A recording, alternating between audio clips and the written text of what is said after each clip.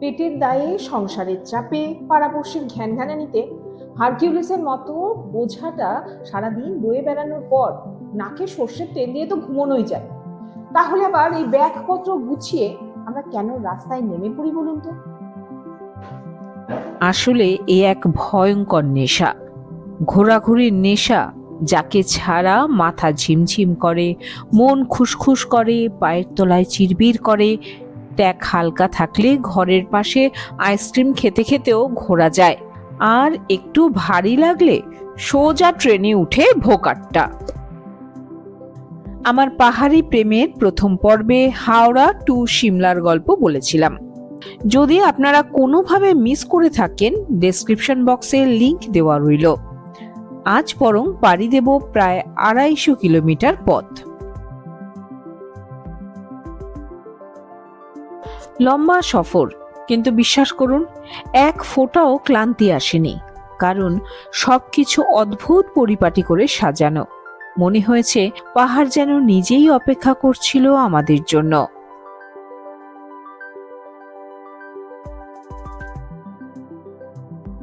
আমার আজকের জার্নিতে শেষ পর্যন্ত সাথে থাকুন, কারণ ভিডিওর শেষে থাকবে এমন একটা টিপস যাতে আপনার পাহাড় প্রেম জমে ক্ষীর হয়ে যাবে।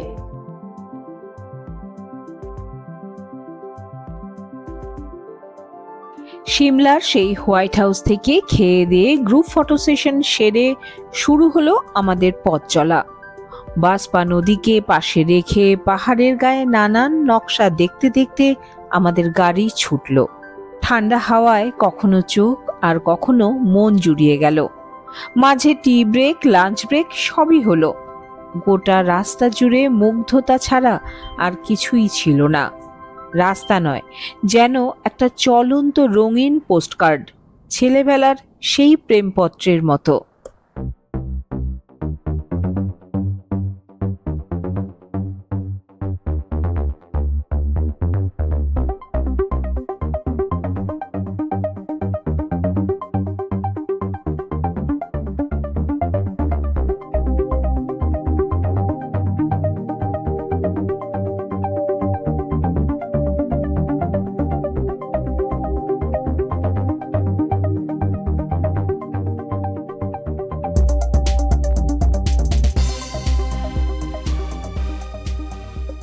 একটা ছোট্ট পাহাড়ি গ্রাম নাকো, তার মাঝে চুপটি করে রয়েছে নাকো লেক।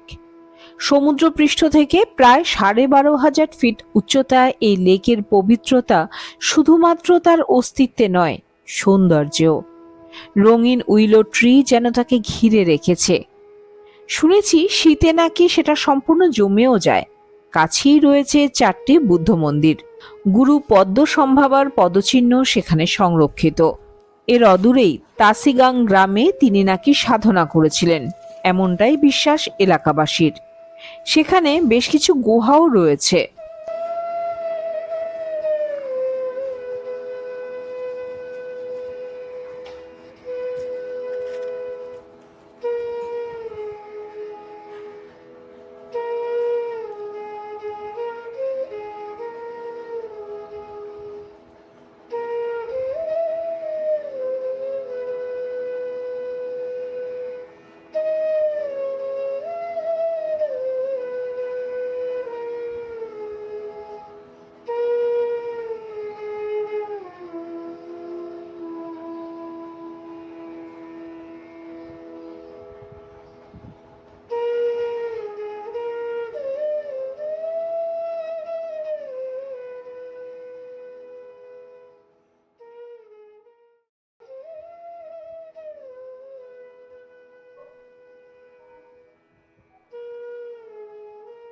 এরপর পাহাড়ি সৌন্দর্যে সেই নরম গালিচা ভেদ করে চলল আমাদের গাড়ি। ছোট ছোট ব্রিজ, পাহাড়ি নদী, আর আমি স্পিতি ভ্যালিকে বাস্তব জগৎ থেকে কল্পনায় পরিবর্তন হতে অনুভব করতে লাগলাম। সে এক অদ্ভুত উপলব্ধি।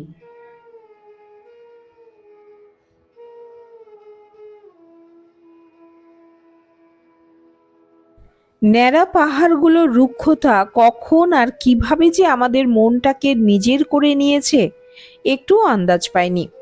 কলকাতার বাড়ি থেকে বেরোনোর সময় সুন্দর পাহাড় দেখব এইটুকুই আশা ছিল, কিন্তু এই যে এক স্বর্গ রাজ্যে প্রবেশ করে যাব, বিশ্বাস করুন ভাবতেই পারিনি।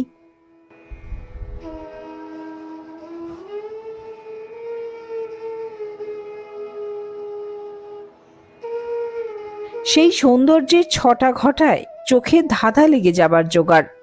ছবি তুলেছি প্রচুর, কিন্তু চোখ দিয়ে তাকে উপভোগ করেছি তার থেকে অনেক বেশি। প্রতিটা মুহূর্তে ভেবেছি এটাই বুঝি চূড়ান্ত সুন্দর, কিন্তু বাঁক ঘুরতেই দেখি আরেক রূপসী দাঁড়িয়ে।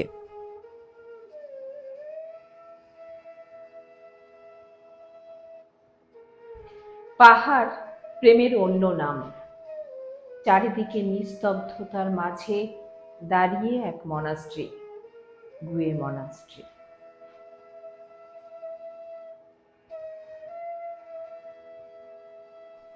ভারত তিব্বত সীমান্ত এলাকার এই মনাস্ট্রি থেকে চারপাশের পাহাড়টি শুধু দেখাই, আপনারা বরং অনুভব করুন।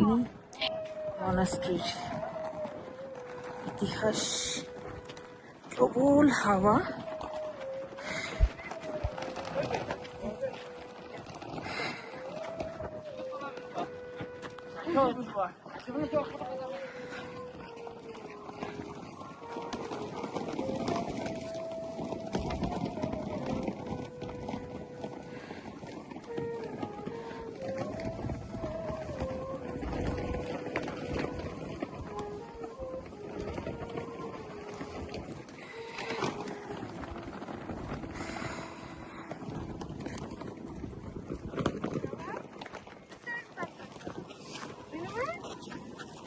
চলুন। আসলে জীবনে সবসময় যেন সময়টা বড্ড কম। যাক, চলুন ঘুরে আসি। জাস্ট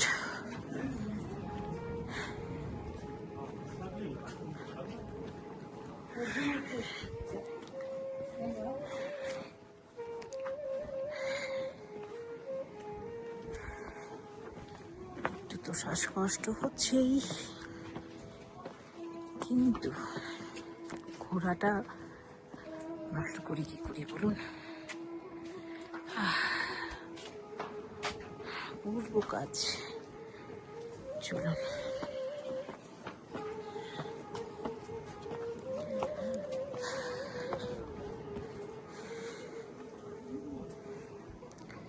সত্যি শান্তির জায়গা।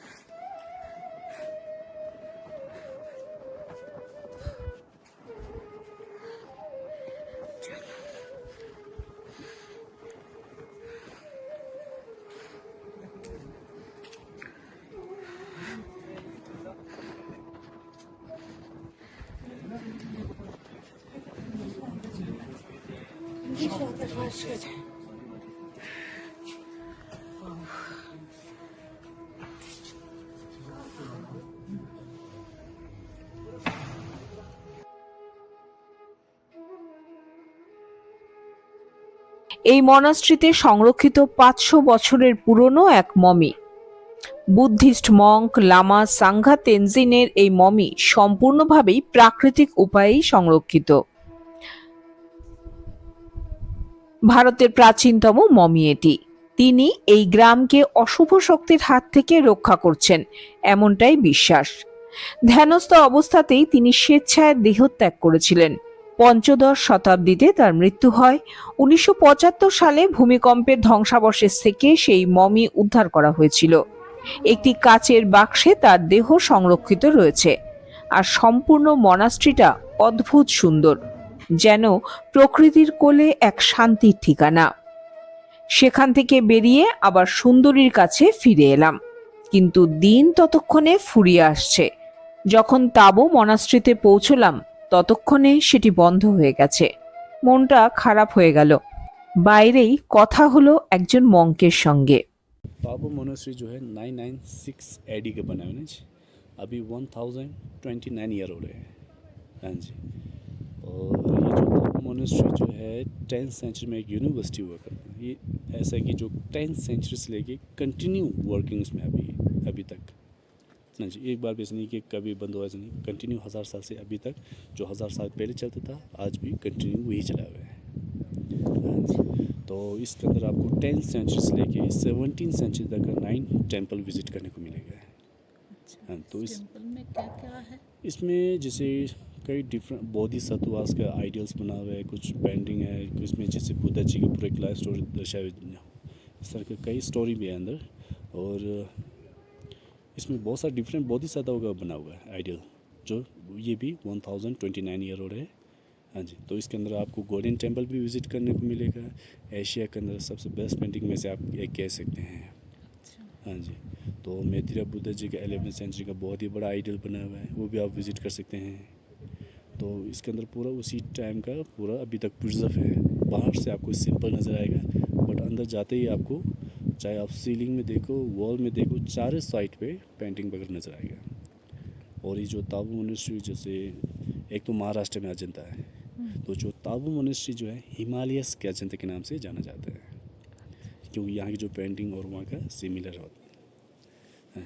और ये मोनास्ट्री का टाइमिंग तो जैसे अभी हम जैसे 9 से 1, 2 से 5 रखते हैं ना जी, क्योंकि ज़्यादा विजिटर आते हैं तो ज़्यादा भीड़ होने से अंदर हीट वगैरह पैदा और पेंटिंग ख़राब हो रहा है। तो इस वजह से हम टाइमिंग वो किया हुआ है। आप जैसे विंटर आते थे थोड़ा टाइमिंग और भी शॉर्ट करें, क्योंकि ऐसे है कि इसको हमने और भी 1000 साल बचाए रखना है। तो कोई टूरिस्ट नहीं समझते हैं, वो झगड़े करते हैं, शोर शराबा करते हैं। तो हम जैसे सर्दी में आएंगे तो अंदर का टेम्परेचर कुछ और होगा, बाहर का कुछ और होता है। फिर हम कुछ भीड़ में आते हैं तो हम सांस लेते हैं, उससे थोड़ा नमी आ रहा है पेंटिंग में, तो उससे पेंटिंग ख़राब हो रहा है। जो पहले ख़राब नहीं हो रहा अब ख़राब हो रहा है। तो उसको प्रिजर्व करने के लिए हम विंटर टाइम में थोड़ा टाइमिंग शॉर्ट रखते हैं, क्योंकि नीचे का टेम्परेचर अलग होता है, यहाँ का अलग होता है ना। तो इसलिए अब जो नीचे बैठते हैं उनको यहाँ का उतना आइडिया नहीं है, सोचते हैं कि क्यों बंद करते हैं। अब इसमें भी ना कि हमने इसको और बचाए रखना है, तो इसके लिए प्रिजर्व करने के लिए सर्दी में थोड़ा शॉर्ट टाइमिंग रखते हैं। तो अभी तो हम नेक्स्ट ईयर से हम बिना मास्क अंदर शायद अलाउड भी नहीं करेंगे, क्योंकि इसमें हम सांस लेते हैं, पेंटिंग वगैरह ख़राब हो रही है, तो इसलिए बिना मास्क का ये शायद ये करेंगे।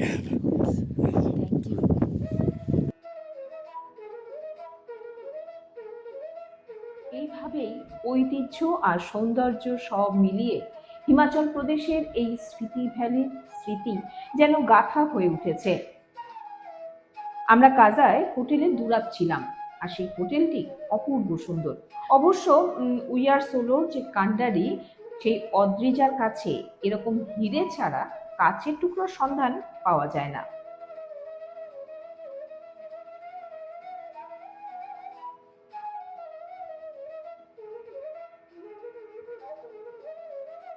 জগঝম্প ঠান্ডায় কাঁপতে কাঁপতে খাওয়া দাওয়া সারলাম।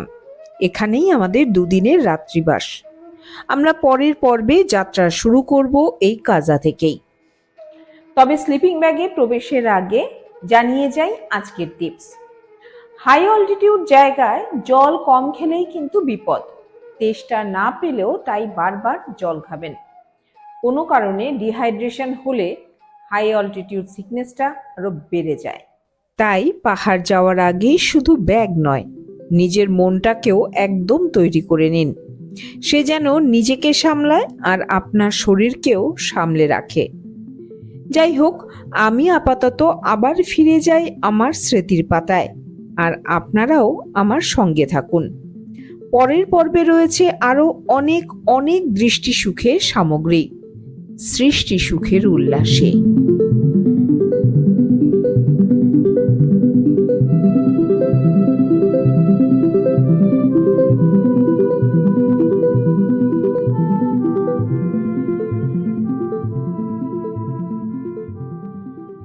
লুনালগ শুধু ঘুরে বেড়ানো নয়, এখানে মিশে থাকে মনের মাধুরী। জীবনকে আমি সেইভাবে সাজিয়েছি ঠিক যেমনটি নিজেকে দেখতে চাই।